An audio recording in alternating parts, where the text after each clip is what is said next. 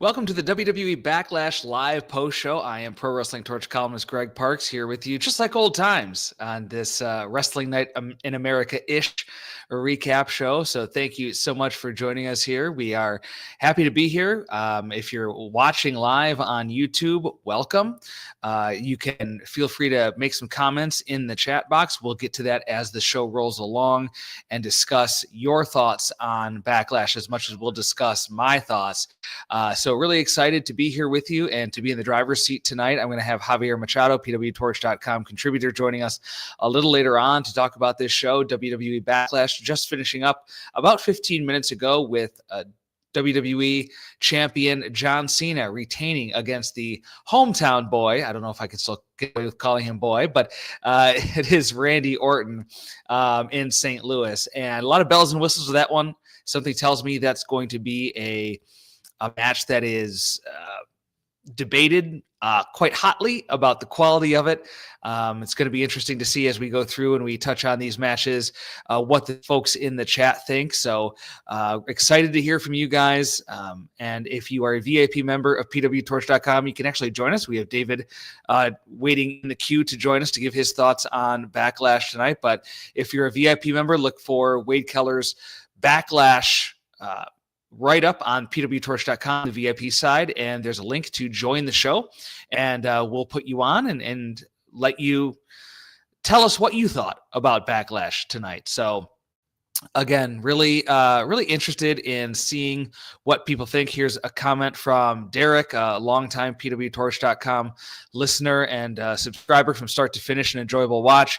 Everything hit or exceeded expectations. The main event was completely ridiculous in all the right ways. I was thoroughly entertained and the live crowd agreed.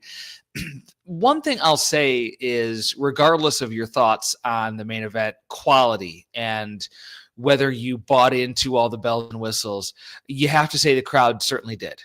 And you can question whether or not this same crowd or a different crowd, rather, not in St. Louis, not cheering for the hometown Randy Orton, would have felt the same way. I think that's a valid question, but this crowd did. And if WWE was going to run a match like that, and I certainly wouldn't recommend doing more than one of those a year, this was probably the right place to do it. Again, whether or not you agree with the style, with what happened, there's a time and place for everything in professional wrestling. And I think this was the time and place to do this match, if there ever was a time or a place to do this match.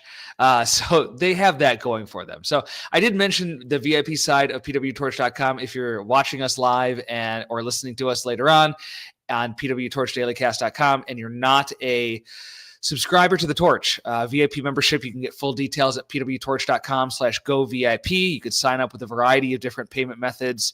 And what that gains you access to is Wade Keller's audio start to finish rundown of TV shows, his segment by segment analysis on the Wade Keller hotline in moments. Wade and Rich Fan and probably Todd Martin will be recording the roundtable review of Backlash, which will be available for VIP members on pwtorch.com. If not tonight, then tomorrow morning. And so just a reminder, be a part of the show tonight. Type your question into the chat and we'll discuss those questions live. Type your comments in. If they're interesting enough, we'll get to them.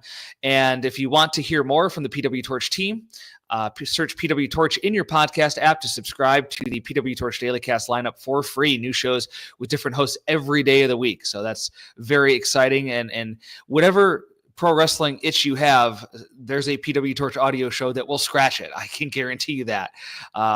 So like the show, comment, subscribe to our channel. If you're new and this is your first time watching us here on YouTube, first of all, welcome. Second of all, thank you. And all the other stuff as well. Happy to have you along with us. Here is Tim saying, it was an entertaining match, the main event. My wife rolled her eyes and went up to read. I'm sure she's not the only one. I think there are going to be a lot of varying opinions on that match as we go. And as we look through social media in the next 24 hours, as that match has a chance to digest in the minds and the stomachs of WWE fans. But there's a lot more to the show. And again, we'll get to all of that. I want to bring David on, David Miller, pwtorch VIP contributor. David, thanks for joining us tonight. What did you think of Backlash? Thanks for having me, Greg. I thought it was a home run from start to finish. It really did exceed my expectations. I agree with what was said about the main event earlier. That exceeded my expectations. We've seen Randy Orton versus John Cena plenty of times, and I really wasn't expecting that much out of it. But I was pleasantly surprised, and I found myself getting into it there towards the end. Sorry, I think our connections are a little wonky, David. Okay, can you hear me okay, Greg?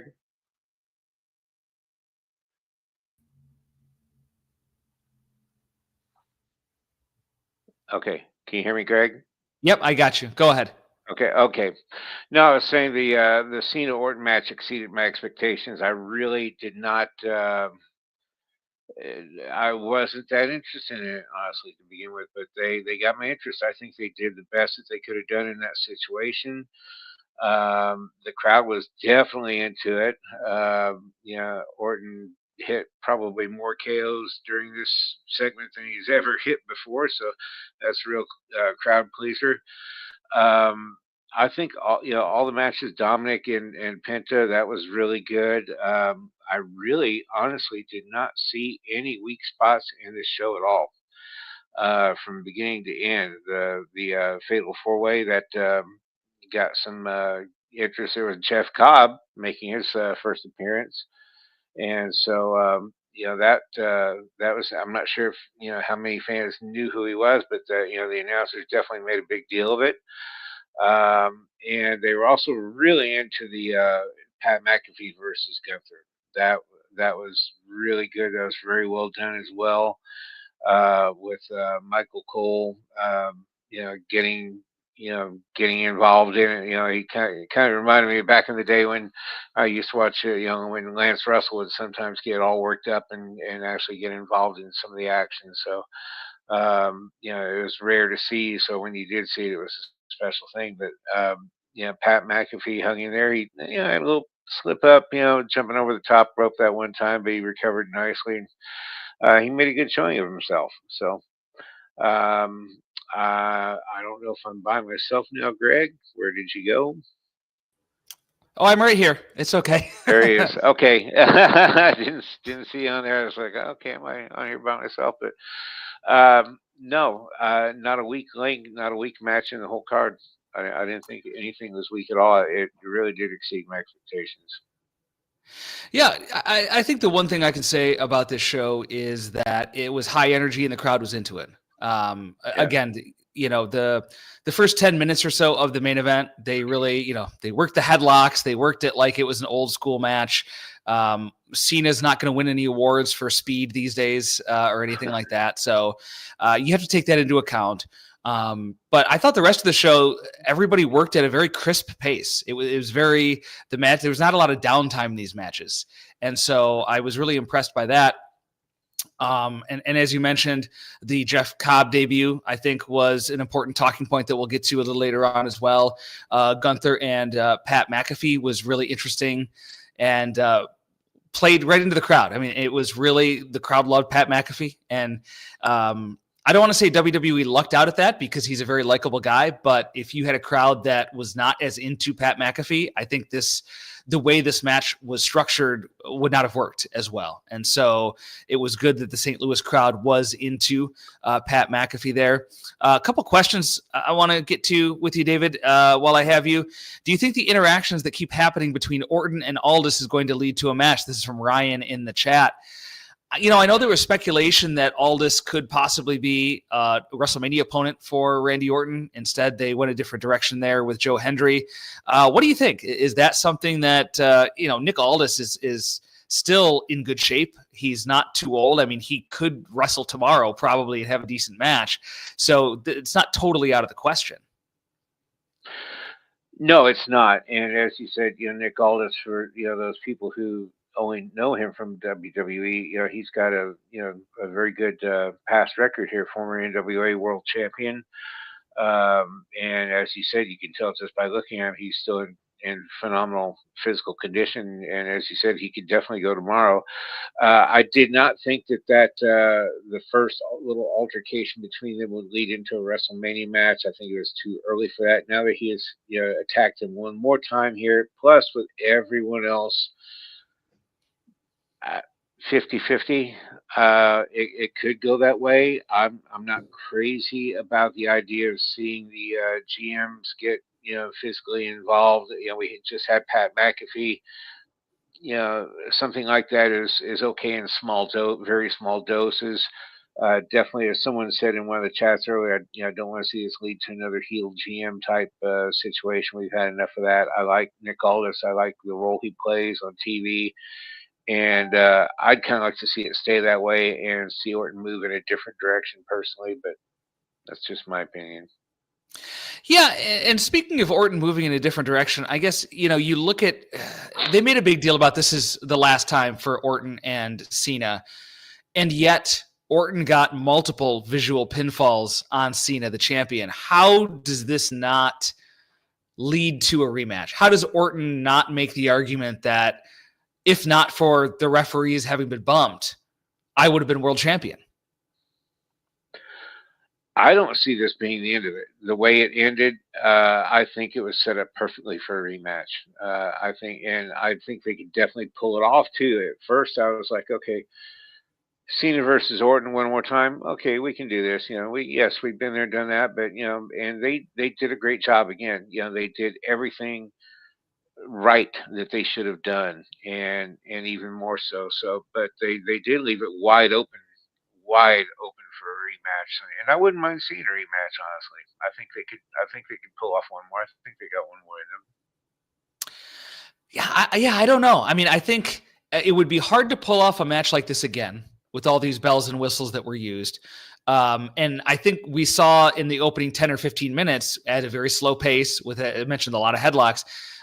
That's kind of the pace you would expect them to work at if it were a normal match. And so, I mean, if you're into that kind of as a throwback to the original Cena Orton days, knowing that both men are a decade or more older than the heyday of their matches, and expecting them to put it in first and second gear instead of getting to third and fourth, and maybe that's a match you'd want to see again. But you also have to remember John Cena has very limited dates, and there are a number of wrestlers who I think fans would like to see John Cena against, both wrestlers with a past against him. I'm thinking CM Punk, potentially at Money in the Bank, given their history at that pay-per-view, and other up-and-comers who could really use the rub of being in the ring against a legend like John Cena, where I'm not really sure that it's worth it going to a John Cena Orton 2 match. And I say that was my opinion before tonight. And now, after seeing the main event tonight, I'm thinking, okay, how do you not do a second one? Even if personally it's not my cup of tea to see a second match between these two, it was almost booked like you would expect there to be a second match. Yeah, definitely. And the only thing that I could see them going to from here, because that's going to be hard for them to top. As far as the level of excitement with Orton being in St. Louis in his hometown, the crowd was super hot for him. The only thing I could possibly see, because of all of the other people that wound up getting involved, R-Truth. I shouldn't have been surprised to see R-Truth in there. I love R-Truth. They should never, whoever, they can do as many cuts as they want. Please don't cut R-Truth. He does seem like he's got a job for life, doesn't he? Oh my God, and he does. He never fails to crack me up. I think him and Carlito together would make a great pair. But maybe possibly a cage match. I'm not sure. Mm-hmm. Something where no one else could. Where there wouldn't be all this involvement from everyone else on the outside. I'm not sure what they could do, but whatever if they do choose to go with one more, that has to be the final one. They can't pull off any more than two. And with, as you said, with Cena's limited dates, yeah, you might want to go a different direction with Cena. I really kind of expected something to happen, someone to come out after they let Cena get on the mic at the end of the show and talk to the crowd. I thought that was probably going to be the perfect opportunity for maybe Cody to come back or for someone to come out on the ramp and become a new challenger, but that didn't happen. So I don't know. Yeah, and I'll just throw this up there as a counter to what I said, standard deviation in the chat saying visual pinfalls don't mean they would have been champion. The person being pinned has no incentive to waste energy kicking out. I don't think that's ever an argument they've made on screen. I think anytime we've seen a wrestler get a pin with a ref bumped, they've always made the argument that they would have been champion. So I'm just thinking of, in storyline, Randy Orton has an argument that he could have been, okay, if not, would have been, he could have been champion had, and we're assuming that Cena knew that there was no ref and that that was his thought process, that he was not wanting to waste energy to kick out. I don't know. But again, Orton, I think with everything that happened, even if you take out the visual pinfalls, when you consider all of the machinations that happened in that main event, I still think Orton could make the argument that he was kind of screwed. And I think, in a more fair contest, he would have a better shot at winning. Couple other points I want to get to here. Standard deviation was not a fan of that main event, by the way. He said the main event was very low IQ. And then, to kind of counter that, Brock says, I had fun tonight. Crazy main event. Cool to see Jeff Cobb debut. So just a couple comments from the chat. If you're just joining us, welcome. And throw up those comments in the chat. We'll get to them here. I want to welcome in the third. I'm not going to say third wheel. He's not a third wheel, but Javier Machado, pwtorch.com contributor, is here with us as well. Javier, welcome to the show. And jump in. What did you think of Backlash? It's what I expected. I wasn't expecting. It was a B pay-per-view for me. Decent wrestling. Kind of harkens to the takeover days where it's like there's not much going on, so let's just try to get as much wrestling, good wrestling as we can give you based on the people who are involved. That's pretty much it. So I had a fun enough time. Yeah, I think with these pay-per-views and the run times that they have, it's really. It kind of feels like a bonus. and the show ending so soon, I think we went 2.5 hours, not even 3 hours. I don't think it's 10:19 here on the East Coast. We started at 7 p.m. So 5 matches, kind of like a mini pay-per-view, almost kind of like the old In Your House days. David, do you kind of grade these pay-per-views on a curve because of that? Is it just kind of like, well, we got decent matches, and it was all done in 2.5 hours, so like it curves it a little bit. It did. It was a bit reminiscent of the In Your House mini pay-per-view type shows, but there may have been fewer matches. I did notice when the main event started, I'm like, already? Okay, it's not even. But I'm like, okay, I know they're not going to go this long. They did go longer than I thought they would, but. I mean, obviously, you can't compare it to a WrestleMania or a Royal Rumble or a Survivor Series, but as a standalone PLE, I thought the length was just fine. Not every show has to go 3+ hours. I mean, I believe isn't SummerSlam this year going to be 2 nights, or is it? Yes. Or is that next year? So they definitely are making up for this later on in the year. Yeah, we're gonna get more matches and more action. There's nothing wrong with a pay-per-view like Backlash, especially coming off WrestleMania. Nothing wrong with the length of it.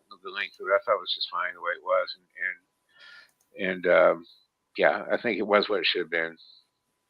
Javier, same question to you. I mean, these between 2.5, 3 hour pay-per-views, does that just, even if the matches aren't all 4.5 stars, does that kind of make the pay-per-view just feel a little better to you? Yeah, it's pretty much what you had mentioned. It is a curved situation. I would expect more out of something more crunchy out of a WrestleMania or SummerSlam. Those would be the top 2 for me. And then after that, the your next levels, which would be your Rumbles, maybe Survivor Series, although that one's always kind of been gimmicky. So I'm with this would be like the bottom tier. If you were telling me I had to pay for this, we're talking about directly pay for this, it'd be a different story. But I already got the subscription, and hey, I got the weekend free. Let me go ahead and watch this. It's no. I would put the Saturday night main event in the same boat. This is like what it is for me. So. Yeah, Brock in the chat says I'm good with quick B shows. Absolutely. Tim saying shows ending at 9:46 was awesome. Can still get to bed at a decent time. The kids wake up early. Ain't that the truth? I have a 4-month-old, and she wakes up whenever she darn well pleases. And sometimes it's 3 o'clock in the morning. Sometimes it's 5 o'clock in the morning. So the more sleep I can get, the better, because it comes in waves a little bit. So let's get to the show. Let's go match by match through this now that we have Javier here with us. Show started out with Jacob Fatu defeating LA Knight, Damian Priest, and Drew McIntyre in a fatal 4-way for the United States Championship. Fatu retains. Jeff Cobb debuts here. And I want to talk about that first, because that was one of the major talking points coming out of the show, period.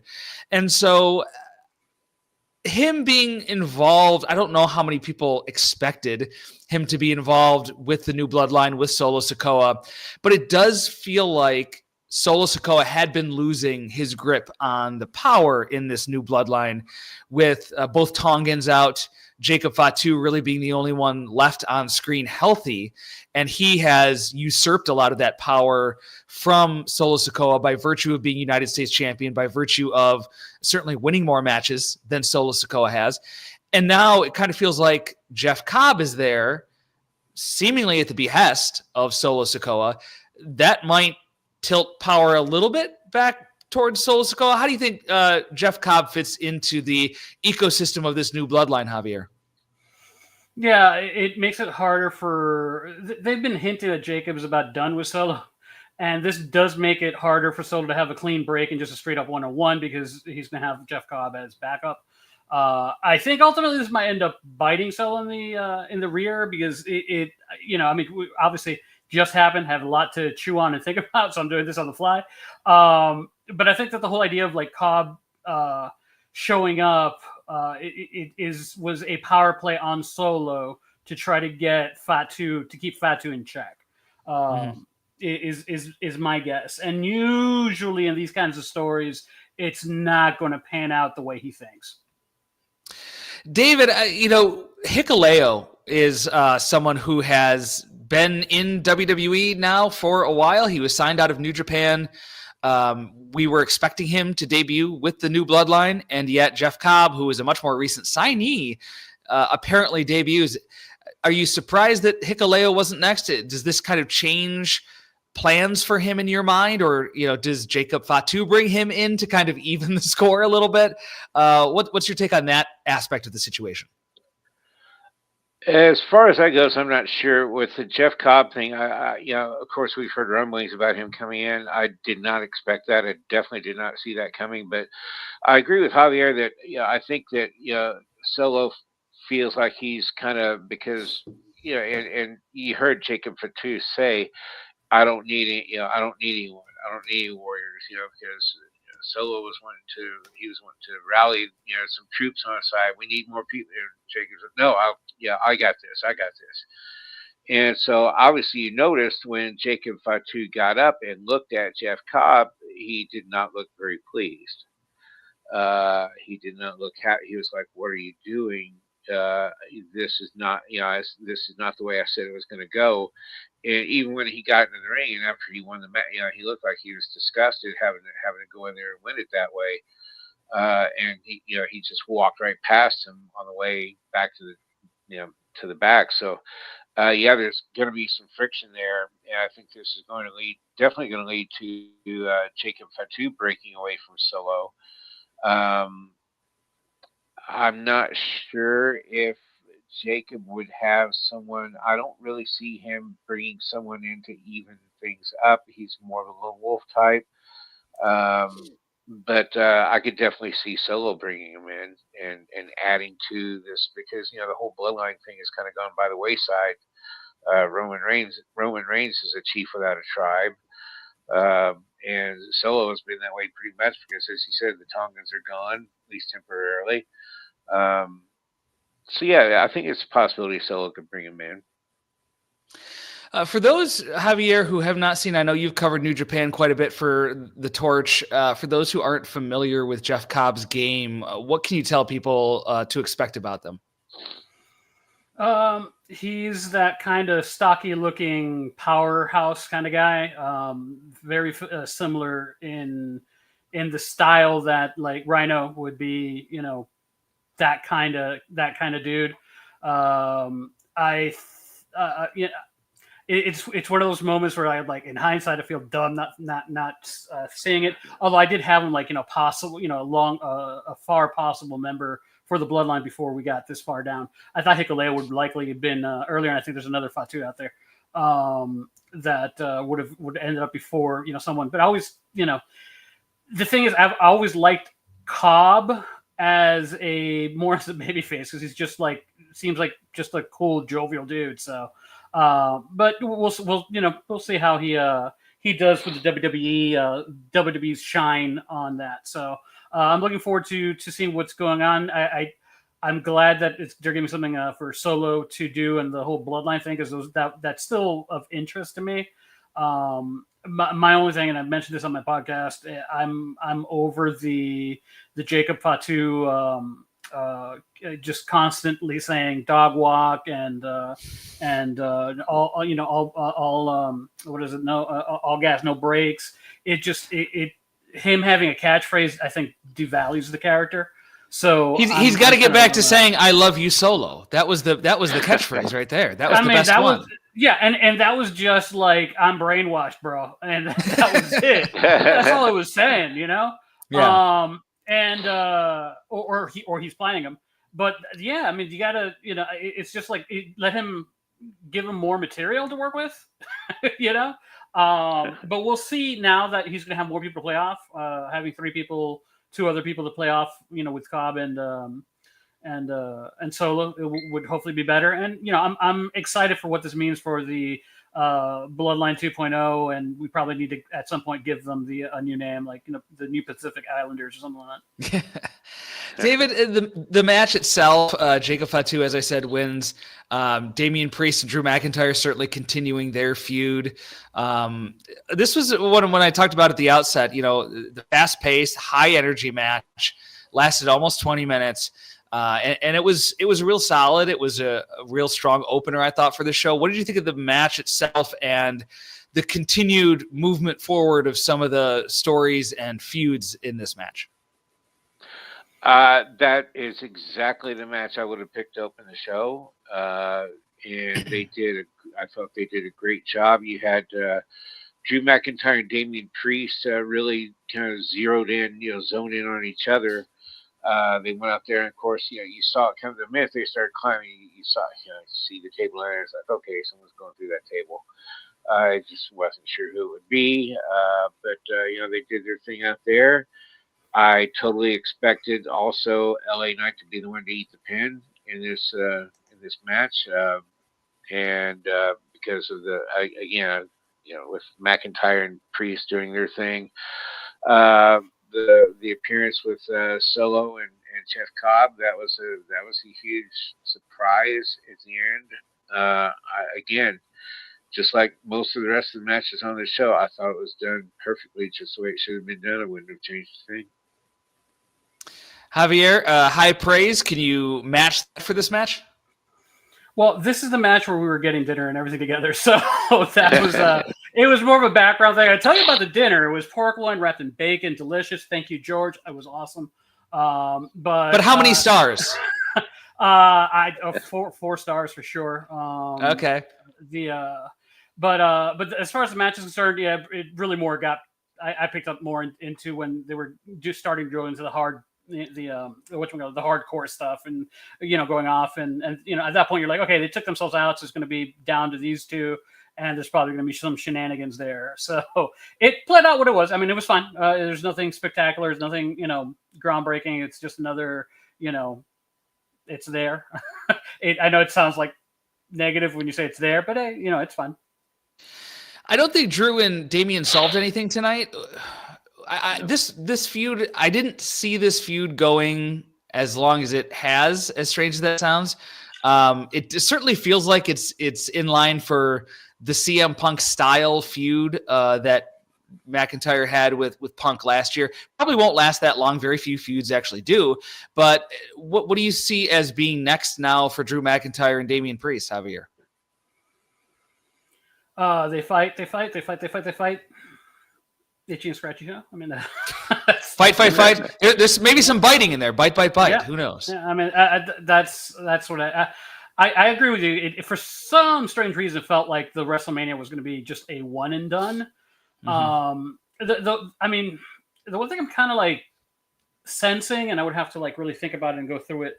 It feels like they're starting to rely more on the Vince McMahon style of booking, where you have these feuds where it's the same two people wrestling over and over and over and over again. Sometimes you would, lately you'd have some of that, but then with another wrestler in between to break up the monotony.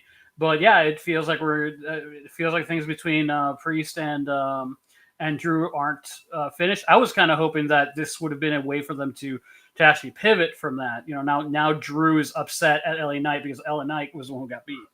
I thought that would have been a better moment. I did like, and we did recognize the fact that it looked like Priest was going to steal yet another one, but this time Drew was able to break the pin. I appreciated that in the match. But I'm curious now what this means for LA Knight, because I don't know what LA Knight's dance partner is going to be. I don't think that they're going to continue with Jacob Fatu, and then whatever drama was in Jacob Fatu and that group's going to be.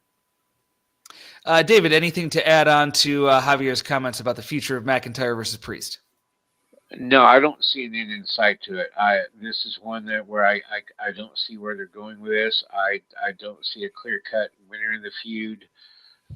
Again, this would be a 50-50 as far as who's going to come out on top of this and where it's going to go. Obviously, it's definitely going to lead to more matches because of the what happened tonight with crashing through the table there. And I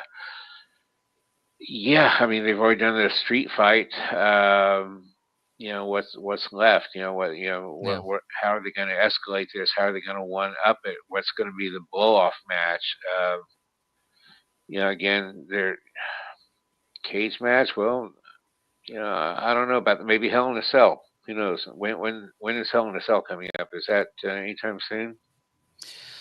I can barely remember what's next month, so I am the wrong person to ask for that. I was thinking similarly. Not Hell in a Cell. I think they dropped the pay-per-view name so they could just have it whenever they want. But I'm thinking the team up with maybe like another faction kind of thing, and they're like members that are picked up by the teams, or maybe it might be loser. Have a match, loser leaves SmackDown and ends up on Raw, that sort of thing. There has been some rumors, percolating out there that at some point we're going to get a redraft, and maybe you end up just with stuff moved around. We'll see. I mean, I'm not. Like I say, I'm not. I got invested for WrestleMania, but the fact that it continued past WrestleMania, I'm not super invested in Drew and Priest. I think Drew needs to be in bigger things. So. Yeah, I don't think this Drew Damian Priest feud has kind of lit the world on fire, and I'm not sure if there's anyone to blame for it. I'm not sure if they don't have the same chemistry. I'm not sure if it's just coming off of the CM Punk feud, which was feud of the year material in 2024, that anybody is going to seem like a step down for Drew McIntyre. But it hasn't clicked in the way that I was kind of hoping it would, especially for a feud that is going the length that it has now. And individually, like, Drew McIntyre is still performing excellently. Damian Priest is doing a nice job. It's just it hasn't been put together in a way that is compelling to me. And David, I don't know if you feel the same way about that, but that's kind of how I take it right now. I think that Damian Priest and Drew McIntyre are very similar in their styles, in the way they carry themselves in the ring, and I think that's part of the reason why it's not clicked as well as it should have. I think they're just too similar. You don't have where you with Punk and Drew McIntyre, you had two very different people, two very different personalities, two very different styles. And when you put two people in there like that with Damian Priest and Drew McIntyre, who are so similar, yes, you're going to have a good match. But the personal investment from the fans, I don't think is going to be that clear cut, because a lot of people do still, like Drew McIntyre. I like watching it. I get a kick out of watching it. I don't have there's no one in that feud that I particularly want to see come out on top. Not to say I don't want to see the matches, because I do, because they're good. But there's no one that I'm really, as a fan, no one that I'd be particularly cheering for. Yeah, it's that investment that's kind of lacking, it feels like. I agree. We're about a half an hour into the post show. Let's reset things here for people who are just joining us. I am Pro Wrestling Torch columnist Greg Parks, hosting the WWE Backlash post show here on the PW Torch YouTube page and pwtorchdailycast.com. I am joined by pwtorch.com contributors David Miller and Javier Machado running down the show. We just got done talking about the opener, and if you are interested, you can comment in the comments if you're watching live on YouTube, and we'll post them on the screen and discuss them amongst ourselves if we find them compelling enough, I guess, to use the word of the moment. Match number 2 was Lyra Valkyria defeating Becky Lynch to retain the WWE Women's Intercontinental Championship. This is another strong match that I thought was really well worked and very high energy. And I know that in a previous life, Becky Lynch's heel turn did not take. This one has a little bit more, I think. And WWE is doing what they can to put Lyra Valkyria over. You know, she was someone who, when she was called up to the main roster, given that she was not a huge star in NXT the way some women were when they were called up, I thought it more likely than not that she would be one of those NXT call-ups that got lost in the shuffle. And for whatever reason, WWE booking has really taken a shine to her, and they've really protected her and treated her very well. Not that she's not deserving, because she absolutely is, but it's a little bit surprising. Becky Lynch, going out of her way to do something for fellow Irish woman here in Lyra Valkyria. You can tell that Becky Lynch is doing what she can to put over Valkyria, and did so here. Valkyria defeating her by pinfall. So, Javier, first to you, the Becky Lynch heel turn.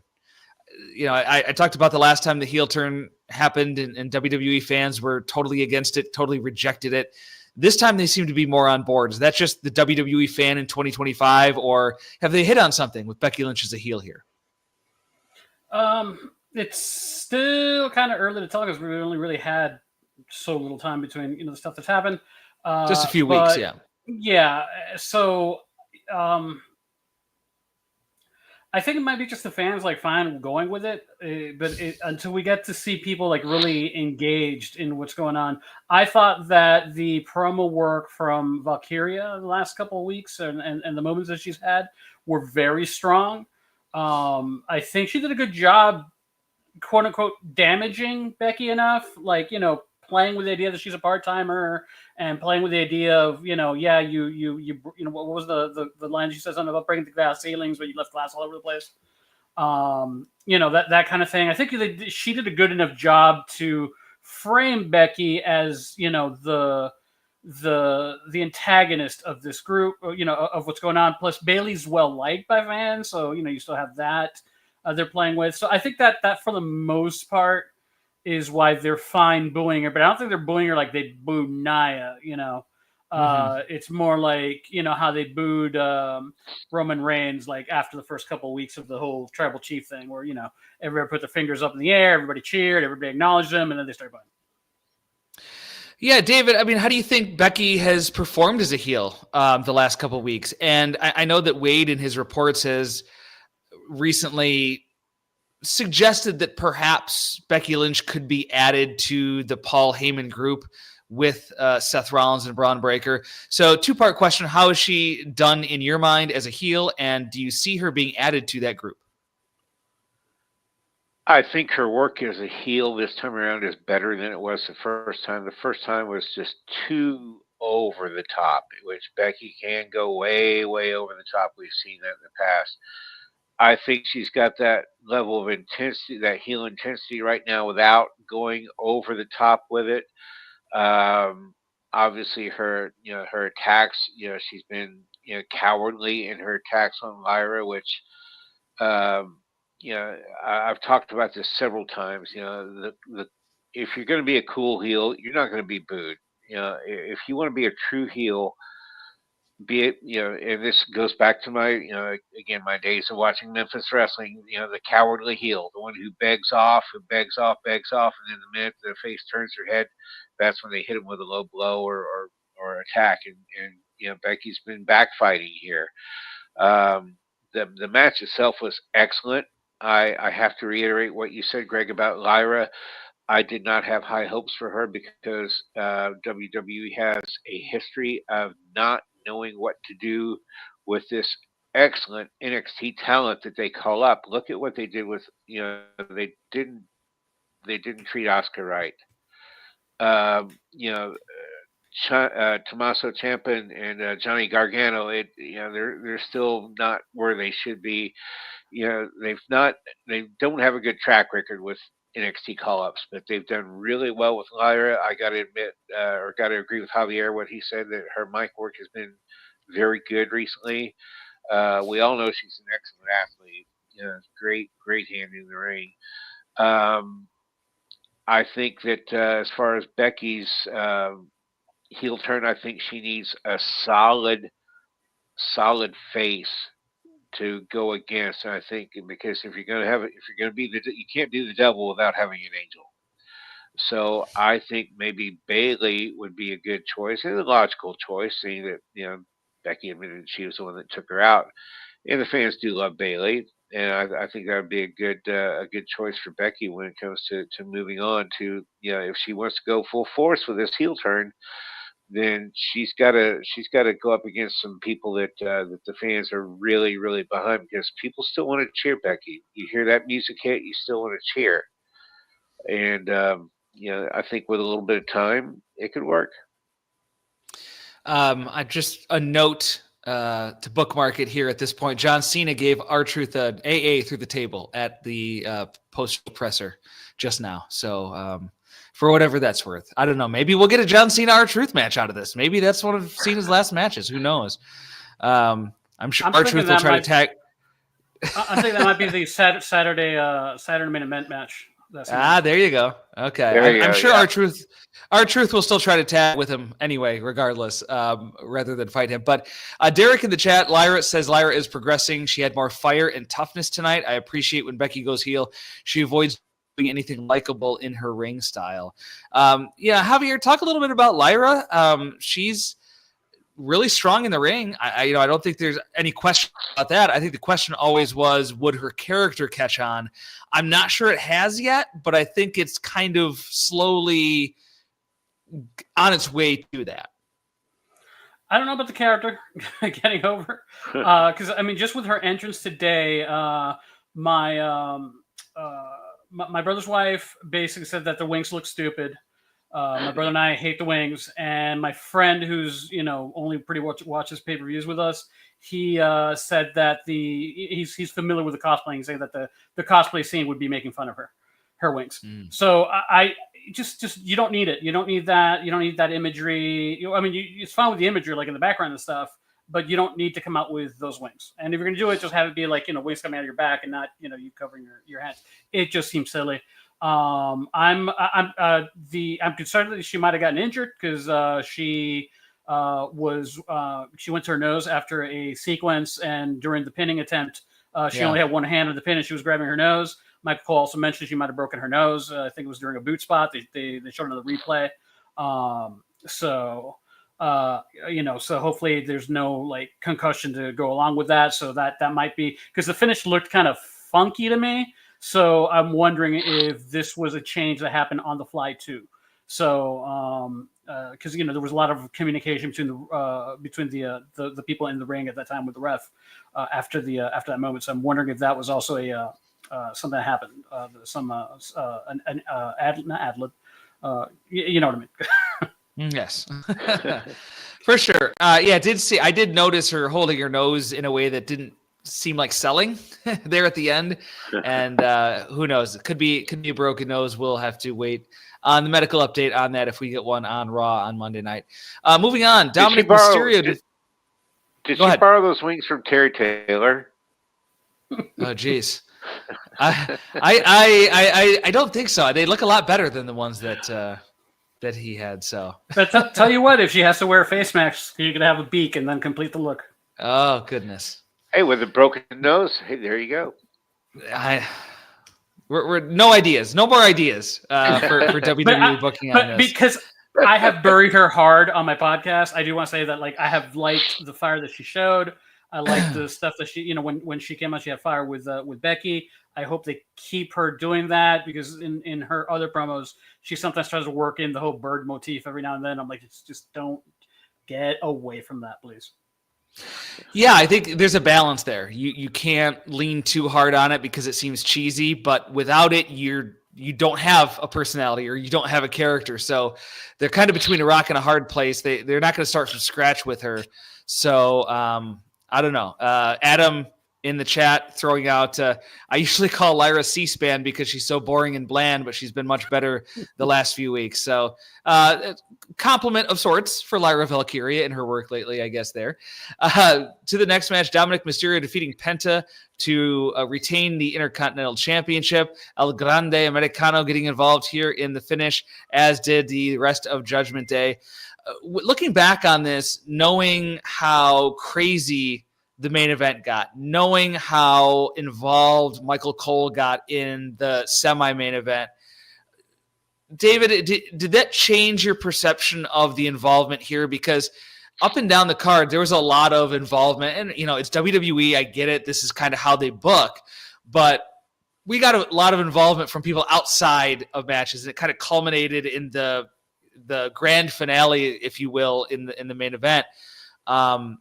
In its moment, it seemed okay, but as the show progressed and the next two matches had outside involvement and dramatics too, did that kind of change your perception of the involvement of Grande Americano and Judgment Day in this match?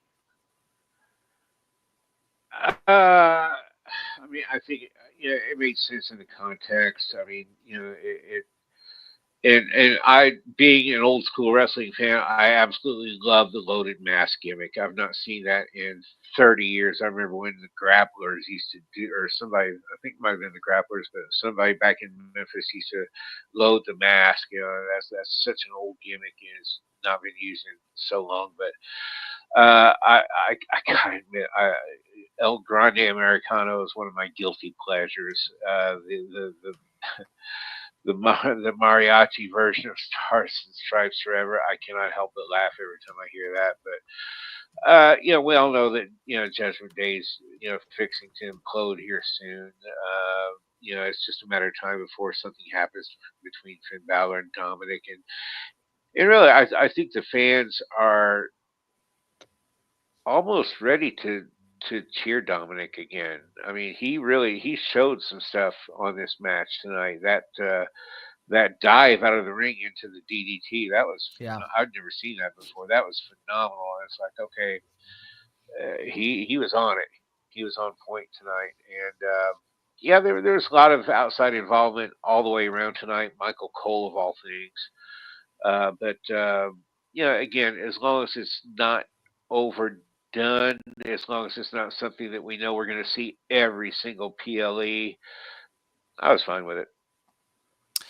Yeah, Javier, Dominic has seemingly improved quite a bit in the ring from when he first started, which you would expect given how often he's worked and the wrestlers he's worked against. It does sort of work against his gimmick in a way because he is this kind of dirty Dom character who just gets by the skin of his teeth. But have you seen that improvement from him over time? Yeah, and commentaries are treating him a lot more serious too. So I think they have been pivoting him towards a more serious role, and I think that if he goes through a Eddie Guerrero-esque where cheating is fun and cool, I think that would be a good next step, so that you could still have him, weaker than the general wrestler that he wrestles, but then he outsmarts them, it's sort of like in a Toriano kind of style in New Japan kind of situation for a while, and then as he improves. But yeah, I mean the tope into the DDT, that was smooth. I've seen it a few times. It's hard for me to think about one of the scenes as smooth as that, and you could tell the commentary team was excited about it because it looked that good. But he's definitely improved. He's definitely improved a lot in every single aspect of the character. I think people enjoy him, so they're ready to cheer him, as he got cheered when he won the title. As far as the match is concerned, it was fine, but it was a little bit too WWE TV for me, where it was obvious that they were trying to tell too many stories, and the focus was not really the match. It was more the what's going on with the Judgment Day, where we did get some story bits in that, where obviously Balor slow rolled his interference in order to get purposely caught, because he really doesn't want to help Dominic. So you had that story beat, and then the story beat of Grande getting involved, because he's already had some crossovers with Penta. It felt more like a setup, what would be a Raw match, setting up something for the future. So that was kind of like, I did think a couple more of these pay-per-views. I'd rather the pay-per-views be more where you go settle stuff, as opposed to, set new stuff or like move for storylines along. David, do you see Penta as being the one who ultimately stops El Grande Americano? I mean, this whole thing did actually start with Penta defeating Chad Gable, which in turn led Chad Gable to adopt this El Grande Americano character. As far as we know, it's not official that it's him, but we can kind of surmise. So does it come full circle now? Is Penta, given El Grande Americano's involvement here, costing Penta the match? Does this ultimately lead to either a mask versus mask match or something where Penta unmasks El Grande Americano?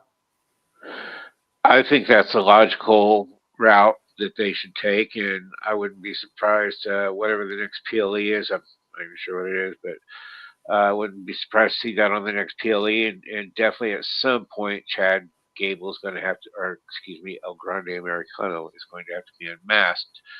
I think it will definitely lead to that. It seems like a logical route for me to take. I believe Money in the Bank is next, and I would not be shocked to see Penta in the Money in the Bank ladder match. So it may have to wait another month after that. Javier, the other thing we saw was, as you mentioned, the Judgment Day involvement and Finn Balor kind of almost costing Dominic the match here. Where does this ultimately lead? It just seems like we've got this power struggle within the Judgment Day still.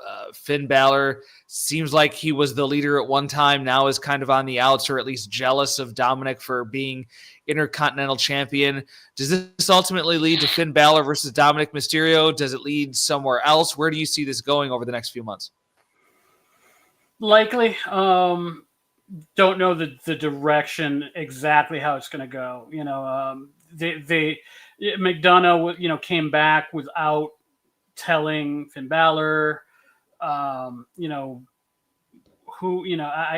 it kind of won't really make sense having the Judgment Day as baby faces versus a singular Finn Balor. So there are going to have to be a lot of pieces to drop into place before we get a full blown, something full blown, between them. Maybe he gets, maybe they're fed up with Finn and he gets kicked out. Finn takes some time off and then comes back with a new group, something along those lines. But yeah, I'm still wondering how the piece. I think ultimately there's going to be a breakup there with Balor. Either Balor leaving or Dominic getting kicked out of the group, and the rest of the group turns on him, similar like what they did with Priest and Rhea. Standard Deviation says, I wouldn't be surprised if they persist with Gable in this role in order to use him in AAA.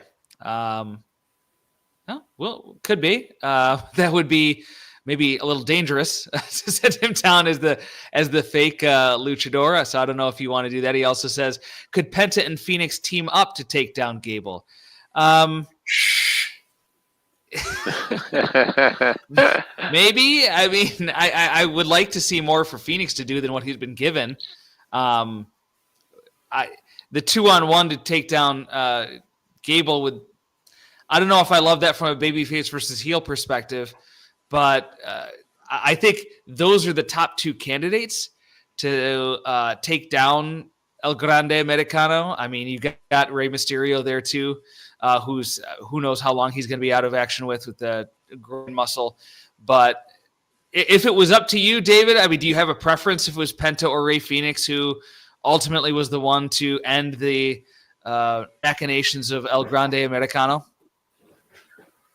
I think if you're keeping it between the two people, that would make it would make sense for Penta to or really either one would work. I mean, if they really wanted to go and involve everyone, they could have El Grande Americano. I suppose they could say that Chad is sick or something like that.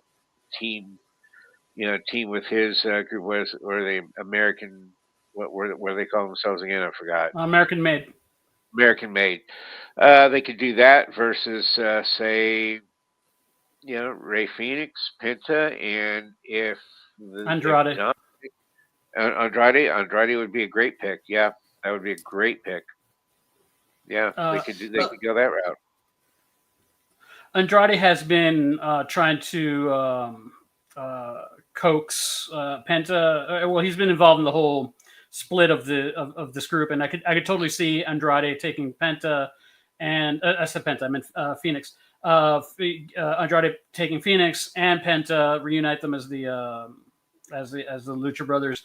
There already has been some rumors that they're thinking about putting them together sooner rather than later.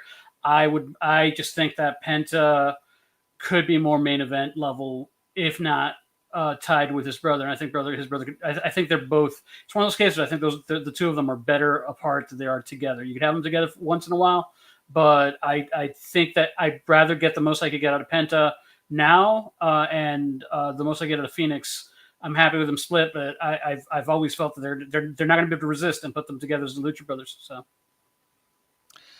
Well, a lot of moving parts in that match with Judgment Day and with El Grande Americano and Penta, so we'll have to see how that unfolds over the next few months. Gunther defeated Pat McAfee by submission in the next match.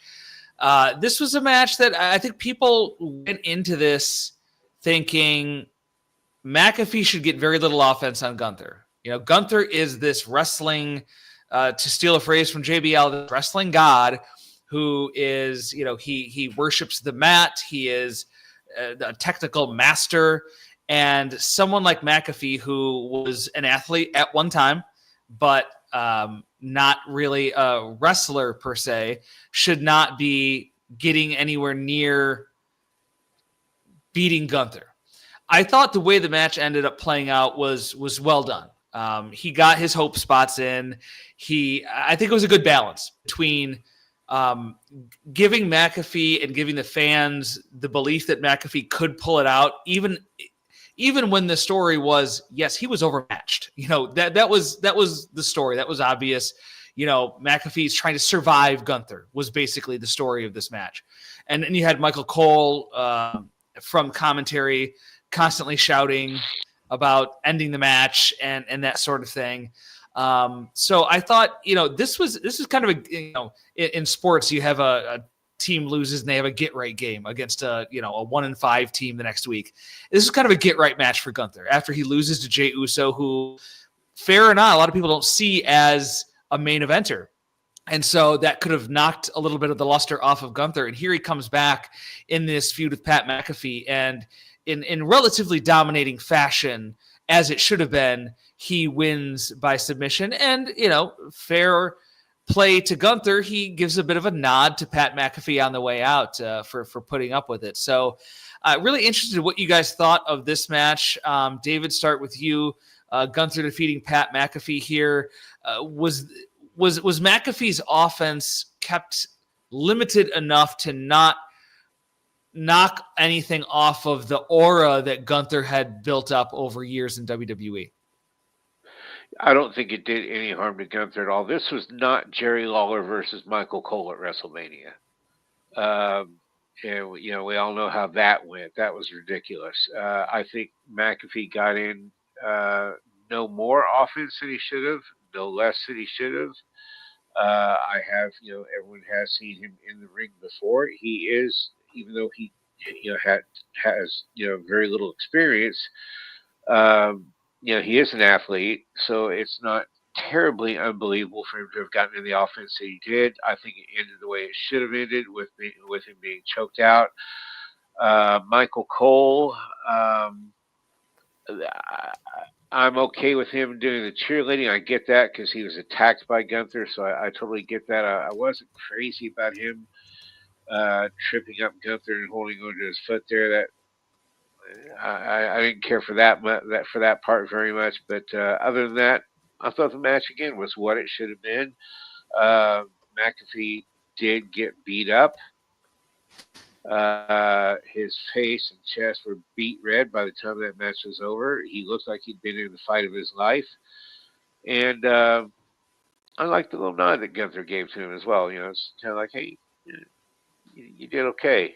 So I thought it was a good match. I thought it was, again, just exactly what it should have been. We have a comment from Fan Blast. The harm was in showing respect. Be a vicious heel.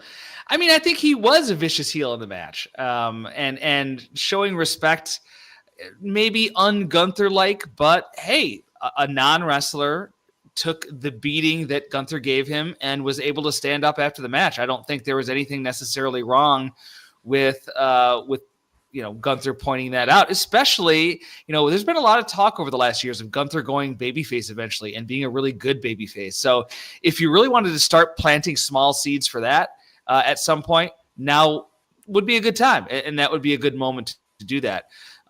So Javier, similar question to you in terms of the offense that Pat McAfee got in here and doing so in a way to not have Gunther fall any further after the loss to Jey Uso. How did you like how the match was structured to show off Gunther's strengths, but still give fans the inkling that Pat McAfee could somehow pull this off?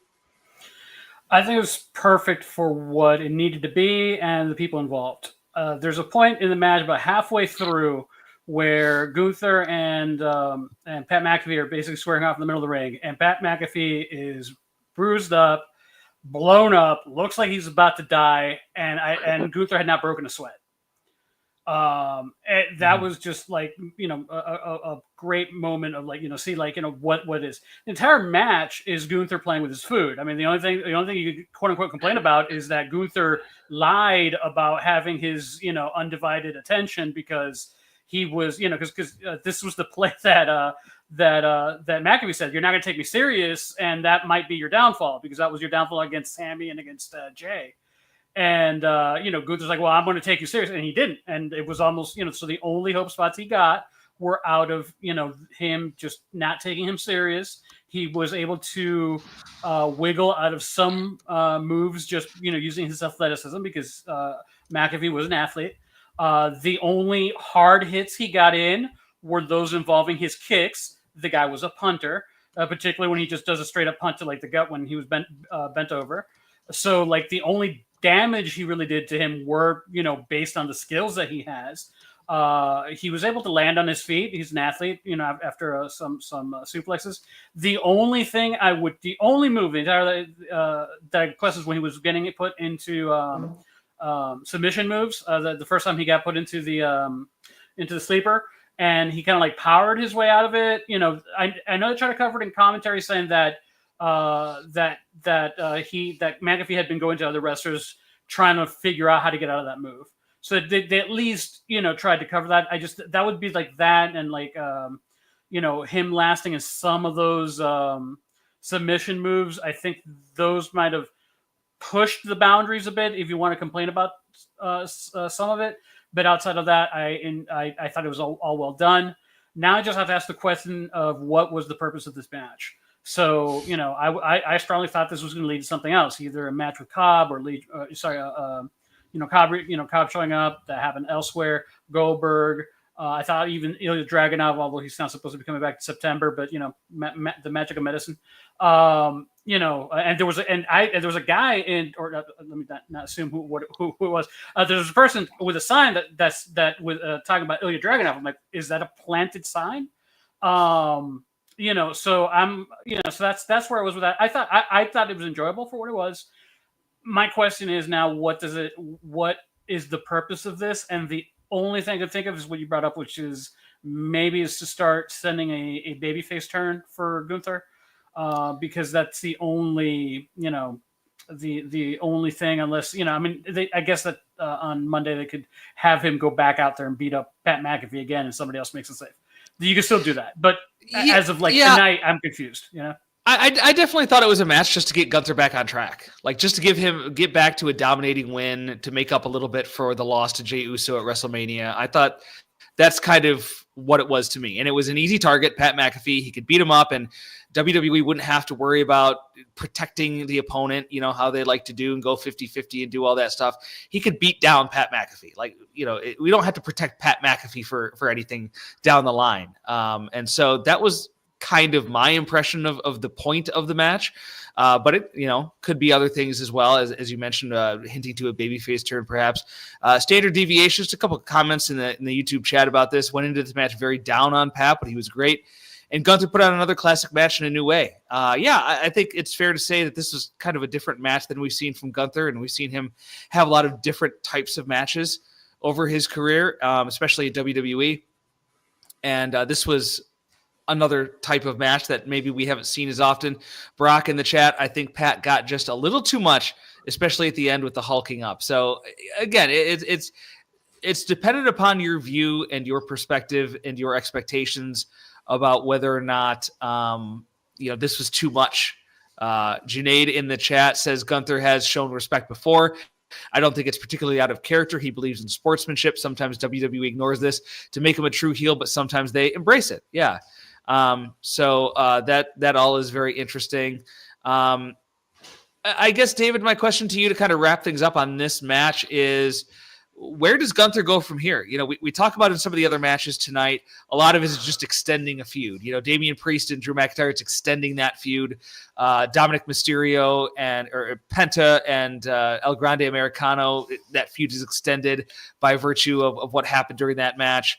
Gunther and Pat McAfee, probably not going to have another match. So where does Gunther go from here? Is it Goldberg? That seems like a Saudi Arabia match, but who knows? Is it someone else? Where do you see him lining up after this? Well, I definitely think that this is the end between him and McAfee, and then the whole situation with the announcers. I think that this is done and over with based on how the match ended. I think the best thing to do with Gunther right now would be to keep him off TV for a couple of weeks here at this point. Just let it rest for a bit, and then bring him back. As far as a face turn, I don't know. Gunther is such a great heel. He really, every time I see him, he just reminds me so much in his mannerisms and ring style as of Killer Kowalski. He's got that old school Killer Kowalski style, heavy-handed, and he's a great heel. I really don't see the need to turn him face at all. I think he is very good at getting heat with the fans. And as far as who he can face, down the line, I don't want to see him go back after the world title. I don't want to see another repeat with him and Jey Uso. I think those two should definitely go their separate ways. Not sure where Gunther would go from here. I don't know. What do you think, Javier? I mean, I'm currently scrolling through the men's roster, and if you're going to have him with top-level competition, the top-level competition right now is Seth Rollins and Braun Breaker. So that, because he's gone through Sami Zayn, we're not going to, I hope for God we're not seeing Sheamus again, because that done that to death. And yeah, I mean, the baby faces that he hasn't taken care of are just too far low on the card. So unless they, there's Finn Balor, there's Dominic. I don't think you want to move him down to the Intercontinental level. So yeah, I mean, if he's staying on Raw, a baby face turn, or even not like a full baby face turn, and more like he's more respectful, so he could fight some of the less respectful heels and in the babyface role. That way, he could just flip back to heel if there's a shakeup at some point. I could see that happen. I am curious what they're going to do with him, because for me, Gunther's always been best when he's the top guy with the title and the guy everybody's gunning for. So, I don't want to, I think him like feuding with like something lower. I'd love to see him, like do that turn and then start feuding with Braun Breaker. I thought that would be great. If you're not doing like like a Goldberger, I'm excluding anybody from outside that might get involved. Yeah, Brock throwing in is Rusev on Raw. Could Rusev be a potential opponent for Gunther at this stage? I mean, the thing is that the storyline they're telling with Rusev is, he's redeeming the dumb gimmicks. So, which in itself is almost puts him in a dumb gimmick position. So just based on the way that they introduced Rusev, I doubt it. Yeah. Another point from Glenn, just to, again, put a bow on this match. I don't mind Gunther showing respect. I just don't think it really fit into this mini storyline, does it? You could make the argument that Gunther as a heel, the people that he's going to show respect for are the people most like him. Dedicated craftsmen who are very strong in the technical aspect and things like that. Certainly Pat McAfee does not fit that category of people who Gunther would normally, you would imagine, show respect to. But maybe here it's just, hey, this non-wrestler put up with my butt kicking and he lived to tell about it at the end. And so maybe there is some deserving of respect there outside of where you normally think would be someone he gives respect to. And so we go to the main event now, John Cena versus Randy Orton. We do have a live correspondent who's been putting some notes in the chat that we'll get to after this. Talked a little bit about this already with Cena and Randy Orton. We've had a little bit of time now to talk about the rest of the show. We've had a little bit of time to digest what happened in the main event. Javier, any additional thoughts on the main event that we haven't already touched on? John Cena defeating Randy Orton to retain the undisputed WWE Championship. Well, I was a little bit later than I expected, because I stayed, because since Cena stayed in the ring after the credits rolled, I'm still waiting for something. I'm thinking maybe Cody's going to show up, because he picks up the mic and he says, I need a real challenge. Yeah, need competition. Exactly. I expected someone to come out, like maybe not Cody, but someone. Yes. Yeah. That's what I said earlier. I thought that was a perfect opportunity for someone to come out and then scream in black. I'm like, really? Yeah. And so I stayed watching, but I was reading his body language, and he does, and he poses so people take pictures, walks out of the ring, but then he walks back. And as I'm reading his body language, he seems to be conflicted. He has like this conflicted look on himself. He has like this like pained look when he's looking at the belt, like something lost. He felt, as he walked out, he looked resigned. And then he hunches his shoulder and puts the belt over and walks away resigned. So I'm wondering if this is all, I mean, consider the fact that they left the camera on him for so long. I think if they're just setting the stage for him to turn back babyface sooner rather than later, then he realizes he made a mistake and the fans are really with him after all. And, he'll turn face within the next, pay-per-view or two. Yeah, and I guess that was going to be a question that I had earlier in the show that, we got talking about other things. But, David, is that how you see John Cena turning babyface? I mean, I think when he turned heel, there was always the expectation that before he retired, in other words, before the end of the calendar year, he would turn back babyface. He wasn't going to end his career. John Cena, the biggest babyface in WWE history to some, or at least to a generation, was not going to end his career as a heel. So there was some thought that when he turned heel, he was going to go halfway, and not push the envelope too much, because knowing that he would have to turn back babyface. But on the mic, he has not done that. He has gone full force against the fans, which brings up the question, okay, now how do you come back from that? How do you come back babyface from that? So how do you see the eventual John Cena babyface turn happening? What is the impetus for it? What leads us to that? Well, I think a good scenario would be The Rock finally getting back involved into this storyline somehow, because that's how it started, but they didn't follow through with it. I don't think it's too late. I think they can bring The Rock in and at some point and something between some friction between him and Cena. Possibly, I look for the babyface turn to happen. Definitely, he's not going to go out this way. I think it's the fact that he's doing it right now. He's doing a good job. I was talking with Wade last night. With John Cena, he's like John Wayne. No matter what character John Wayne played in a movie, he played the part of John Wayne. John Cena's the same way. He's John Cena. He's going to do what he's going to do, but possibly by Survivor Series. And I think the person that will, I think Cody Rhodes will be involved in this in some way, shape, or form, and possibly The Rock as well. Yeah, I mean, so John Cena eventually is going to turn babyface. Maybe not today, maybe not tomorrow, maybe not next month, but we do have a pay-per-view next month, and it is Money in the Bank. And if we don't get John Cena versus Randy Orton again, Javier, where do you see John Cena going next? I personally would pound the table for CM Punk. CM Punk versus John Cena to revisit their classic at Money in the Bank at that pay-per-view, I think would be fantastic. I think Punk versus Cena makes a lot of sense as one of Cena's last opponents.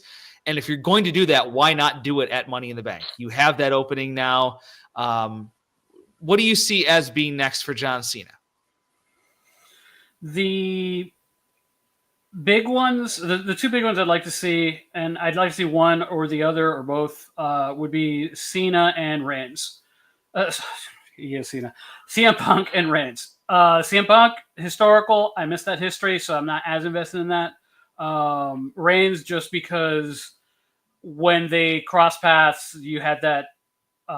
Would you call it infamous or famous? The promo where he just Cena just obliterated Roman Reigns on the mic. Oh, yeah. It's called a promo. Learn it. It was just. I mean, call an X after that promo. Ryan says infamous, so we'll go with infamous. Infamous. But yeah, I'd like to see where Roman Reigns is now. I'd love Cena to go after Reigns in the same sort of way that he went, and then Reigns actually be equipped to fire back. And that's promo wise and story wise. That would probably be my first would be Reigns and Cena. Never thought I'd live to see the day. And then as CM Punk would be, CM Punk would be the other one, and I'm, I can understand for most people it could be one way or the other. With the amount of time that's left, I don't know if we're gonna get both with enough build. Yeah. Unfortunately, because I'm thinking that Cody and Cena at SummerSlam with because of Money in the Bank, that's kind of my the easy call, I think. Cody wins the Money in the Bank, says that I'm not gonna cash in on a down opponent. I want the match at SummerSlam, and then that's it for SummerSlam, and then that ends with Cena shaking hands, and there you have your big fist turn. Yeah, David, I mean, Javier mentioned Cody Rhodes. Haven't seen him in a while now. What's his timetable, do you think, to come back and presumably go back after John Cena? I think if we get a rematch of a John Cena retirement tour match, it's most certainly to be Cody Rhodes rather than Randy Orton. I think the chances would be higher that it's Cody than Orton. So what do you see as the Cody Rhodes timeline for how he gets back into a title shot for formerly his undisputed WWE championship? I would go with SummerSlam. I think he needs to be off TV for a while. And I think probably a good couple more months would be fine. I think because remember when Roman Reigns was gone, he was gone for how many months? He was gone for several months, and it got to the point where the fans demanded to see Reigns. You kept hearing them, chant for him. They wanted him, and WWE did not pull the trigger. They did such a good job of not pulling that trigger until the very last minute. When they did, the place exploded when Reigns finally did make his reappearance. when he finally did come out to, I believe he came out to help Cody Rhodes, if I'm not mistaken. But against Solo, and the fans went nuts. So I think keep Cody off TV for a while, a good 2 to 3 months. Let the fans want to see him come back badly, and then just when they want to see him come back the most, wait a little bit longer. SummerSlam, I think, would be a good time frame. Yeah, in the chat, JC Scooby says we don't need to see Cody versus Cena ever again. Well, I've got some bad news for you. I mean, it's probably going to happen. And then Standard Deviation says Rollins needs to end up on top to justify his new faction. So it is going to be interesting to see how Rollins fits in. You know, he's kind of doing his own thing, establishing himself with this faction. Maybe take a few months to build it up, and then I don't know, Rollins versus Cena both being heels doesn't seem like the right move. Maybe Rollins gets moved to SmackDown. I don't know. But how does Rollins fit into the Cena universe with him being on top, Javier? Rollins, in terms of Cena, I don't think they cross paths from the amount of time that we have. Because I'm looking at the pay-per-views now. So we got Money in the Bank and Night of Champions in June. I'm not counting Worlds Collide. That's going to be a thing. And then SummerSlam. So, so that's what we got there. Then looks like Clash in Paris, assuming this site is correct. WWE Clash in Paris, Crown Jewel, which is in Australia, and then Survivor Series. And then we get to that's pretty much it for the important stuff. So I don't see Rollins fitting in with Cena in any of these, and which is why I said I think that we're going to get either Punk or Reigns. Now, the only way I don't think Cody gets involved is if they got cold feet because of the WrestleMania reactions, and they decide to go to somebody else. But coming out of it or going into WrestleMania, I think the goal is, because I mean it's Cody's likes the story guy, and just the idea, I mean, it just makes too much sense for him winning Money in the Bank, and then I would not be surprised if Cody comes up on SmackDown or Raw, whatever, because they move them around all over the place, and says that he wants a title shot. Cena says, no, you're not going to get a title shot. He goes, well, then I'm going to go get it through Money in the Bank. He wins Money in the Bank, and hey, I wanted the SummerSlam, and that's it. And then in between, you could even get, like, if you're going to do Punk, you could do Punk after Cena turns babyface. So let's say Cena turns babyface at SummerSlam, and then that sets up the match with Punk, because Punk is upset, and because Punk is always upset because Punk is Punk. A lot of moving parts here. We'll see how they all fit in over the next few weeks and months. Got a lot of major shows. We've got a couple Saturday nights main events coming up between now and SummerSlam. Have Worlds Collide, have a Saudi Arabia show, Night of Champions, have Money in the Bank. Just a lot going on, and a lot of main events are going to be needed for those shows. So we'll see how they go. We have Rivers, who is in the chat tonight, who was there live in St. Louis. Just a couple of notes that were left here for us. Probably a technical sellout in terms of the crowd. Maybe just 1 or 2 seats in each area left empty, so that's good to know. The most over in the arena was Pat, not including the main event for the people that were into it. But in my opinion, it was the spectacle rather than the match itself. I would probably agree with that. So at least Pat McAfee succeeded in that regard, even if people didn't see him as a proper opponent for Gunther. Merch-wise, it was a lot of Jey Uso, mostly Cena. Again, not a terrible surprise that Cena was the focus there. And Hogan's beer ad got booed before the event. Again, not a surprise, but it's good to know when you question, there's a lot of things that happen in the world that make you question society and question humanity, and just knowing that people still boo Hulk Hogan's beer just kind of makes you feel, at least in that moment, that all is right with the world. So that is good to know.